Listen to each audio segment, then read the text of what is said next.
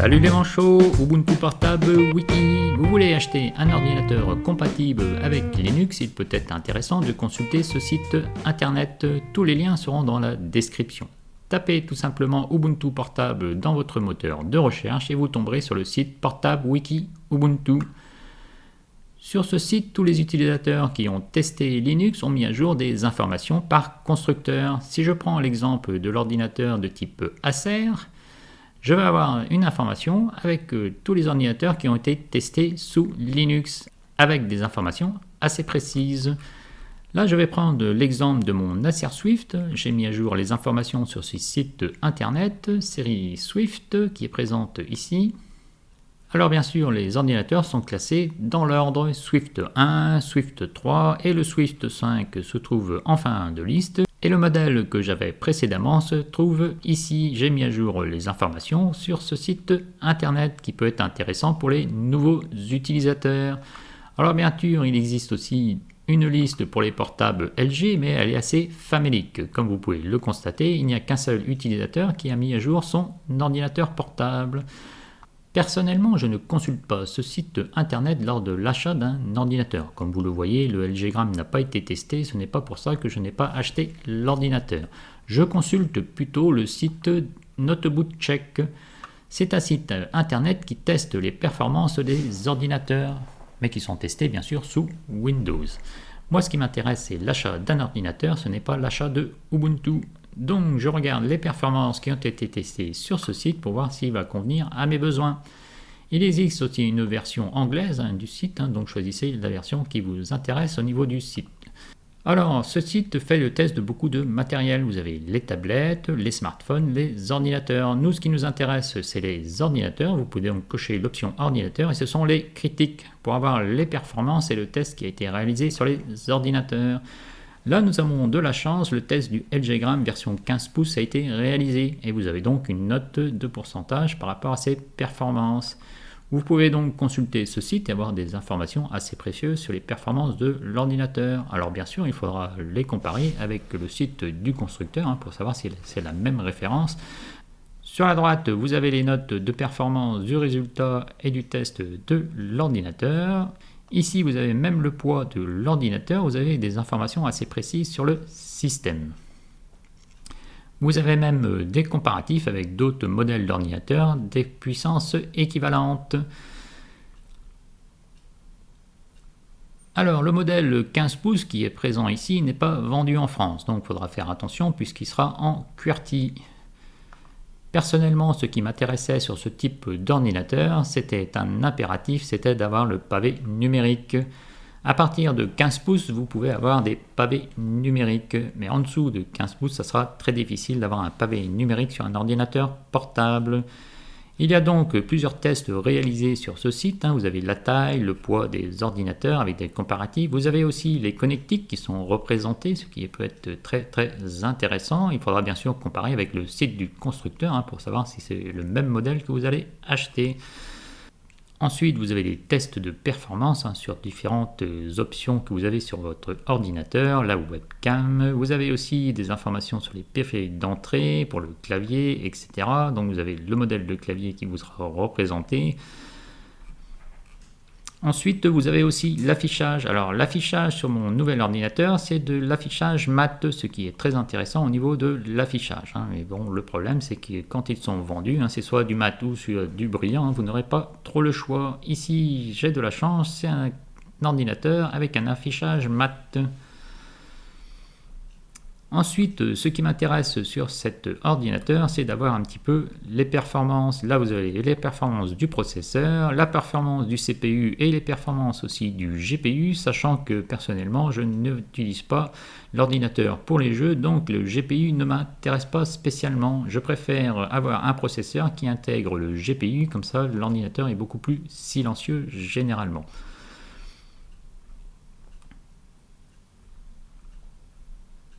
Donc sur cet ordinateur, le processeur c'est un Iris X Graphics 7 qui est intégré au processeur.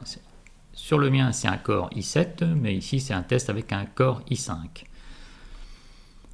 Vous aurez donc toutes les informations par rapport au modèle d'ordinateur que vous allez acheter et cela vous permettra de vous faire une idée sur l'ordinateur.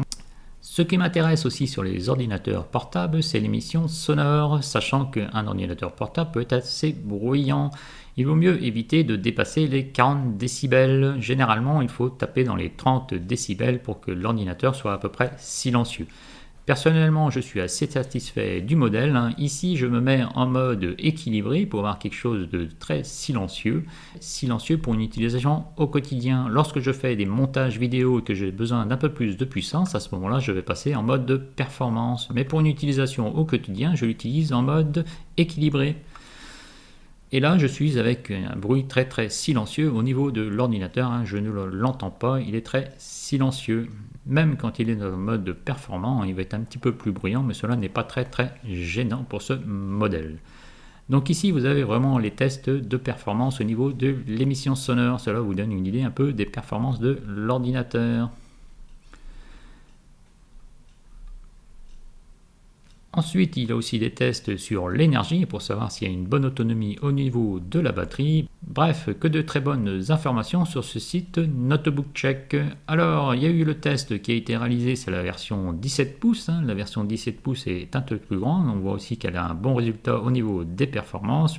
Nous avons aussi des informations sur le poids. On est sur du 1,3 kg en mode 17 pouces, sachant que le modèle 16 pouces est plutôt dans les 1,2 kg. Il est très appréciable lorsqu'on a utilisé déjà un ordinateur assez léger, comme j'avais l'Acer Swift 5 qui faisait que 999 grammes. On s'habitue très vite à un poids très léger d'un ordinateur portable. Je ne voulais donc pas passer le poids des 2 kg sur ce type d'ordinateur. J'ai réussi à avoir un modèle assez léger avec ce LG Gram 1,2 kg. Maintenant, nous allons mettre à jour le site des portables LG. Je vais donc mettre à jour la liste des portables LG en rajoutant mon ordinateur. Pour cela, il suffit tout simplement de faire modifier. Alors bien sûr, il faudra s'identifier pour pouvoir faire des modifications sur le site de Wiki Ubuntu. Ensuite, je peux faire modifier et je vais donc tout simplement copier les informations qui sont précédentes. Pour cela, je récupère les informations qui sont ici et je vais faire copier-coller. Je valide entrée pour être à la ligne et ici je fais coller tout simplement. Alors bien sûr je peux faire aperçu et là comme vous allez le voir j'ai exactement les mêmes informations, donc allez-y petit à petit pour faire les modifications car ce n'est pas toujours évident à réaliser. Maintenant je peux revenir en arrière et puis continuer les modifications. Alors bien sûr ce n'est pas un portable de 14 pouces mais c'est un portable de 16 pouces. Les références ce n'est pas 14 mais c'est bien 16. Le 16Z90Q. Ensuite, la référence exacte du PC ne m'intéresse pas, donc je vais la supprimer. Le modèle, qu'il soit avec un disque dur, deux disques durs, plus de mémoire ou moins de mémoire, cela ne change absolument rien. L'ordinateur va fonctionner en fonction du modèle. Ensuite, ici, nous avons une version Kubuntu qui a été testée. Alors, personnellement, c'est plutôt une version Ubuntu, donc je modifie l'information. C'est Ubuntu 22.04.1.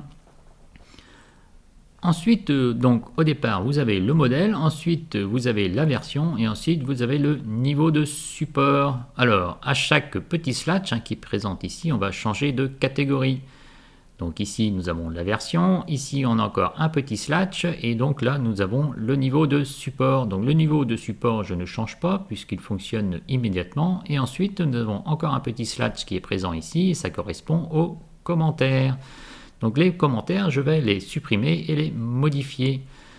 Je vais donc modifier les commentaires qui sont présents ici et comme j'ai déjà réalisé des commentaires sur l'autre version d'ordinateur qui est présente ici, la liste des portables, j'avais récupéré des informations aussi, j'ai fait le même principe, j'ai récupéré des informations qui sont présentes par d'autres utilisateurs et je les ai modifiées. Donc ici j'ai des informations qui sont présentes et je vais récupérer un petit peu les mêmes informations, faire un copier-coller. Mais avant de faire cela, je vais faire directement modifier ici pour récupérer les informations. Les informations sont présentes tout en bas, donc puisque c'est le dernier ordinateur. Le Swift 5, c'est le modèle qui est présent ici. Et moi, ce qui m'intéresse, c'est les commentaires. Donc les commentaires, ils commencent ici. Installation de Ubuntu en mode EFI. Donc je récupère tous les commentaires et je fais un clic droit et je fais copier tout simplement. Avec ces commentaires, je vais pouvoir les coller dans la liste ici et remplacer les commentaires qui sont présents pour le LG. Donc je vais dans la liste des commentaires, je les supprime ici et je fais coller. Je remplace par mes commentaires. Alors bien sûr, ils ne sont pas exactement les mêmes puisque c'est la version LG ici qui est testée, mais je vais modifier les commentaires tranquillement. Je peux faire aperçu pour voir déjà si la représentation est correcte. Alors démontage du PC, ça correspond à la version du PC Acer, et installation d'Ubuntu, c'est pour le PC Acer. Mais je vais modifier les liens et je vais retrouver un lien qui va correspondre à l'ordinateur LG. Je fais ça tranquillement en revenant en arrière ici et je vais modifier les adresses. Donc l'adresse HTTPS qui est présente ici n'est pas la bonne. Je vais donc la remplacer tout simplement. Pour le démontage du PC, donc j'ai préparé les adresses dans un fichier texte qui est présent ici. L'adresse du démontage du PC se trouve ici. Donc je récupère l'adresse HTTPS, je fais un clic droit, je fais copier et je vais la remplacer sur le site de LG. J'ai donc déjà référencé le lien YouTube, je fais un clic droit et je vais le remplacer tout simplement. Voilà. Donc comme j'ai déjà la structure qui a été réalisée par d'autres utilisateurs, je récupère la structure et je rajoute mes commentaires personnels. Ici, ce n'était pas avec Windows 10, mais avec Windows 11. Donc je rajoute Windows 11 tout simplement. Ici, ce n'est pas la version 22.04, mais la version 22.04.1. Tout simplement. Ensuite, nous avons donc le démontage du PC et ensuite nous avons l'installation de Ubuntu. Alors pour l'installation de Ubuntu, c'est le même principe. Je vais enlever l'adresse HTTPS qui est présente ici pour le lien de YouTube.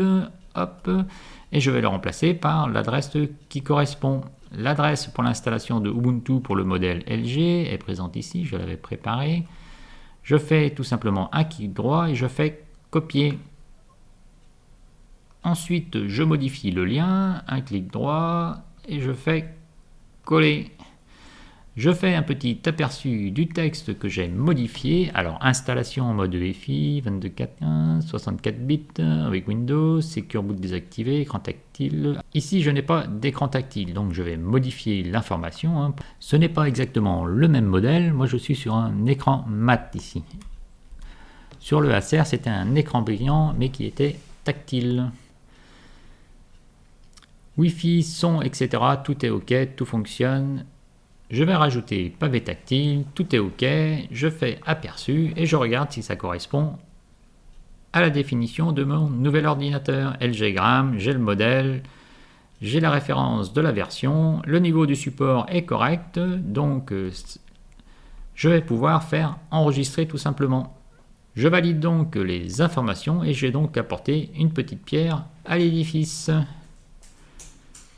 Les informations sont ici pour ne fonctionne pas, fonctionne immédiatement, c'est avec le logo qui est présent ici et nécessite quelques réglages, donc ça sera une autre notification qu'il faudra réaliser.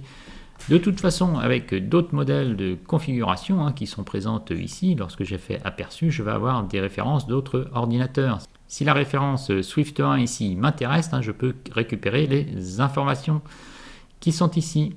Alors attention, puisque le tableau ne sont pas tous identiques. Ici vous avez le modèle et ensuite vous avez la version 64 bits. Ici vous avez l'état.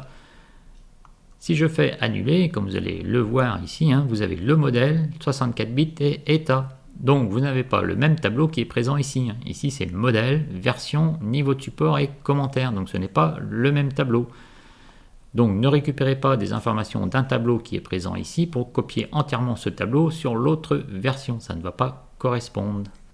Maintenant, je vais pouvoir vérifier si ça fonctionne. Alors, démontage du PC va me donner un lien vers la vidéo que j'ai réalisée sous YouTube, démontage du PC. Ensuite, je peux comparer aussi l'installation de Ubuntu et voir si ça fonctionne. Installation de Ubuntu avec Windows, ça fonctionne parfaitement.